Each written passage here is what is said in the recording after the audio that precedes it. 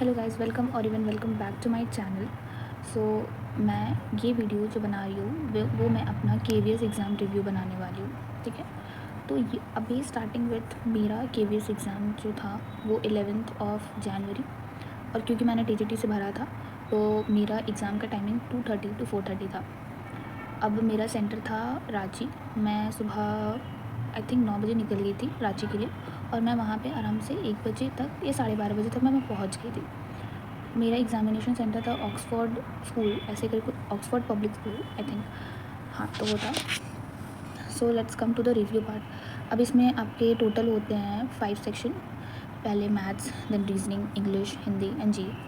तो अभी मैं पाँचों का रिव्यू देती हूँ। तो स्टार्टिंग विथ रीजनिंग।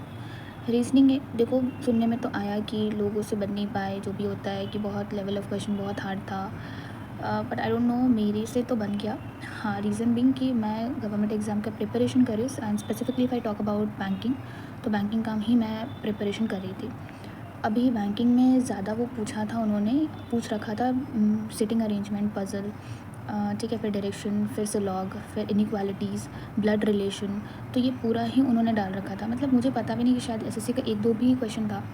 एंड हाँ, बैंकिंग में क्या होता है कि अगर आपको वो सिटिंग अरेंजमेंट और पज़ल देते हैं तो they will ask at least 5 question from that puzzle और सिटिंग अरेंजमेंट। बट हाँ, यहाँ पे एक बेसिस पे टफ इसलिए हो जा रहा था क्योंकि एक तो उन्होंने पज़ल दे रखा था काफ़ी अच्छा, और उस बेसिस पे मात्र वो एक ही क्वेश्चन पूछ रहे थे।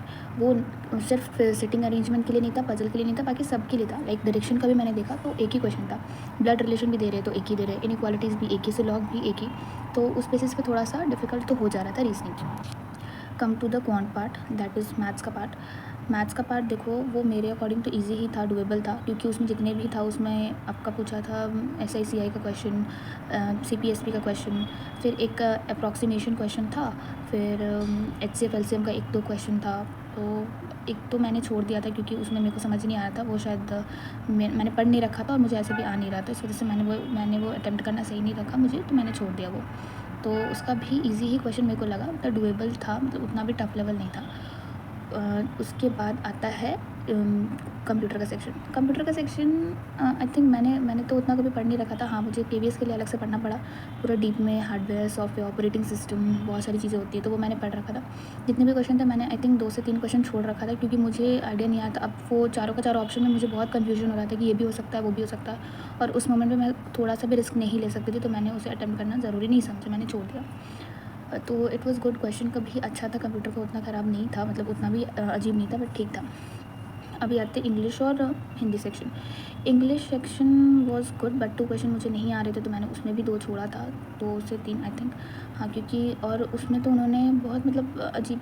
अभी मैं तो बैंकिंग का पढ़ती हूँ, तो मुझे reading comprehension, cloze test, para jumbles, phrase replacement, ये सब का आदत है। तो वहाँ पे कुछ कुछ क्लॉजेस पूछ रखे थे, एडजेक्टिव एंड नाउन। वो तो ठीक था कि मेरे जस्ट पहले पीजीटी का पेपर हुआ था, तो पीजीटी का पेपर का एनालिसिस मैं देख रखी थी, तो उसमें एक क्लॉज पूछ रखा था, तो मुझे लगा कि चलो क्लॉज शायद से पूछ रहा है, क्योंकि मैंने पीआरटी का भी पेपर का एनालिसिस देखा, तो उसमें भी उन्होंने क्लॉज एंड फ्रेज पूछ रखा था कि ये कौन सा क्लॉज है, एडजेक्टिव क्लॉज है कि एडवर्ब क्लॉज है, नाउन क्लॉज है। तो इस वजह से मैंने भी वो देख रखा था, तो ठीक था। मैंने उस इंस्टेंट में चेक भी किया था और मेरा क्वेश्चन भी आ गया था। तो मेरा क्वेश्चन जो था वो मेरा एडजेक्टिव का था, तो मैंने एडजेक्टिव क्लॉज लगा दिया, तो वो तो मेरा हो गया था। और कुछ सिनोनिम एंटोनिम्स ये भी पूछ रहे थे वो, तो भी मुझसे बन गया। 1-2 मैंने वॉइस का मुझे थोड़ा सा डाउट हो, तो वॉइस वाला मैंने क्वेश्चन छोड़ दिया, और 1-2 से शायद ऐसे छोड़ा होगा। And Hindi was too easy, मतलब इतना ईजी, मतलब लग रहा था कि मैं तो स्टैंडर्ड 5 या 6 क्लास के बच्चे का जो क्वेश्चन पेपर हूँ वो सॉल्व करी। इंग्लिश वॉज टू, मतलब Hindi was too doable. Hindi में कुछ था नहीं, बट हाँ, एक क्वेश्चन मैंने छोड़ा था क्योंकि वहाँ पे समास वगैरह कुछ पूछ रखा था 10 में से, तो मैंने 9th ही अटैम्प्ट किया, और मेरे अकॉर्डिंग वो तो 110% ही सही है। Come to the G A part was tough, क्योंकि मैंने करंट अफेयर्स पढ़ा ही नहीं था, और वो पूरा ही अवार्ड से और भी बहुत सारी जो चीज़ें हैं, अवार्ड हो गया, डिफेंस हो गया, ये सबसे ज़्यादा जो बुक्स होता है उनके बेसिस पे वो ज़्यादा क्वेश्चन पूछ रखे थे उन्होंने। तो जी भी मैंने आई थिंक 7 क्वेश्चन अटेम्प्ट किए थे, जिसमें कि मुझे लगा कि 2 गलत ही होगा, क्योंकि मैंने 2 तो तुक्के ही मार रखे थे, तो शायद से 2 तो गलत ही होगा। तो 7 मैंने मारे थे, क्योंकि कुछ कुछ मेरे माइंड में था कि नहीं इसका ये हो सकता है। साइंस का कुछ कुछ क्वेश्चन था, तो वो भी मैंने अपने अकॉर्डिंग सही किया। तो ये तो मेरे लिए मेरे साइड से बहुत ही टफ था। ओवरऑल अगर मैं रिव्यू दूँ तो reasoning, maths, English, Hindi moderate था, बट मेरे लिए जी बहुत ही टफ था, और शायद सबसे टफ सबके लिए जी ही हो, तो मेरे अकॉर्डिंग तो जी भी बहुत टफ था। तो यस, यही मेरा रिव्यू है। और हाँ, अभी मैं बात करूँ कि यहाँ पे एक्चुअली जो रियल कंपटीशन लाइक करती है ना, तो वो लाइक करेंगी सिर्फ़ और सिर्फ उन लोगों के लिए जो ये कॉम्पिटिटिव एग्ज़ाम का प्रिपरेशन करते हैं। उन लोगों के लिए ये शायद से अच्छा मौका हो सकता है कि केवीएस उनको ये अपॉर्चुनिटी दे कि आए और कि उनका वहाँ पे हो जाए, टियर 1 जो होता है वो क्वालीफाई हो जाए। क्योंकि रीज़न बीइंग कि ये टीचिंग एग्ज़ाम है और उन्होंने कुछ टीचिंग का ऐसा पूछ नहीं रखा था। अगर आप बीएड कर रहे हो तो पता नहीं किस बेसिस पे कर रहे हो बीएड, क्योंकि वहाँ पे तो बीएड का कुछ भी पूछ नहीं रखा था कि अगर बच्चा ऐसा है, मेंटालिटी ऐसा है, तो आप कौन सा डेवलपमेंट सोचोगे। मतलब पढ़ रखा था ना कि मैनी टाइप्स ऑफ डेवलपमेंट होते हैं, कोलबर्ग का होता है, तो ये सब तो कुछ उन्होंने पूछा था नहीं।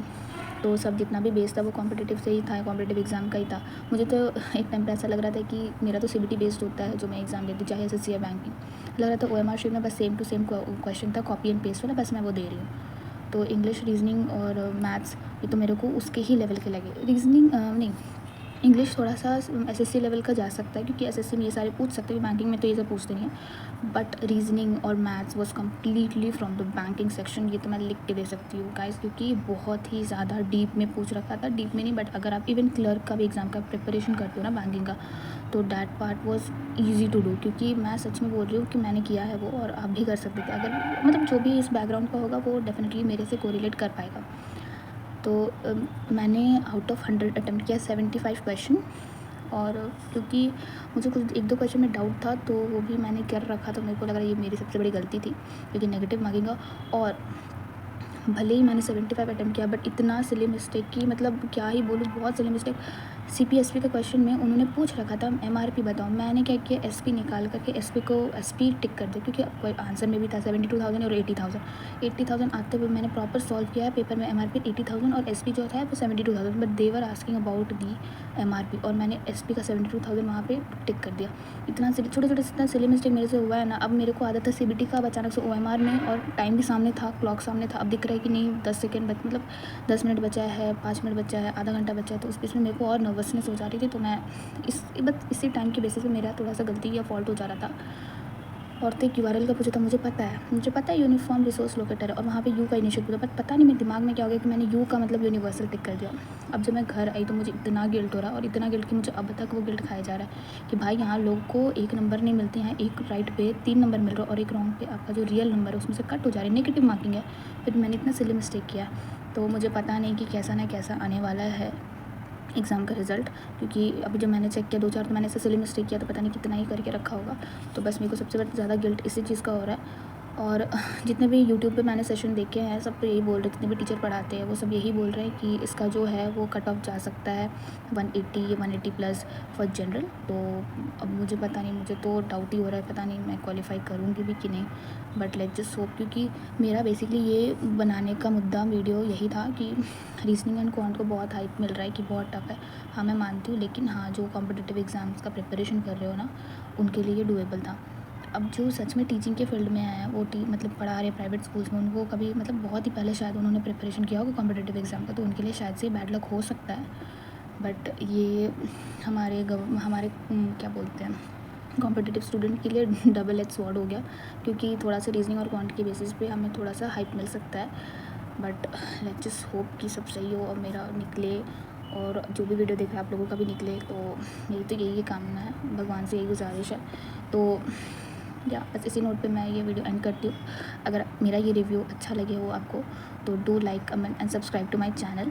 और अभी जितने भी फर्दर चीज़ें होंगी वो मैं आपको बताऊंगी कि मैं किस एग्ज़ाम का प्रिपरेशन कर रही हूँ, कौन सा एग्ज़ाम मैं देने जा रही हूँ, किस टाइप का क्वेश्चन आया है, वो सब मैं इस यूट्यूब वीडियो में अपना डाल के अपलोड करूँगी। So bye this I am just ending my YouTube video. So do like, comment and subscribe to my channel. Bye.